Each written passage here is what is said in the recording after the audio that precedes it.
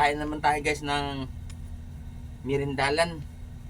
Ang ulam po natin guys ay itlog.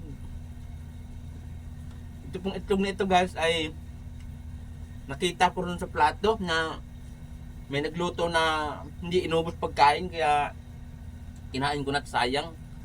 Dahil ang itlog po ngayon guys ay napakamahal na. Sa kasalukuyan pong tig 10 piso na pong bawat piraso. Tapos sinasayang lang. Kaya hindi sana po ako nakapakain kasi kaya kumain na lang ako. Dahil sayang naman, saka may tira pang isdang tambakol. May kanin pa rin ng kaunting natira sa kaldero. Kinain ko na rin. Kain tayo guys.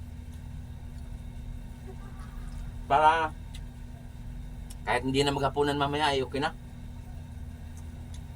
Pang ano na rin to. Pang tanggal gutom na rin.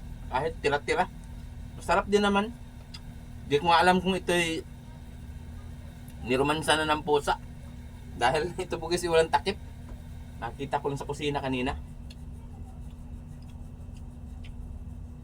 Kaya kinain ko na rin kasi sayang naman.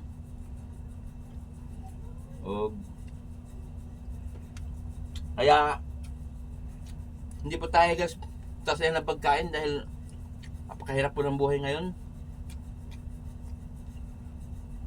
Dahil po nagugutom. Sa bawat piraso, bawat butil ng pagkain, kailangan po nating sinupin para hindi masayang.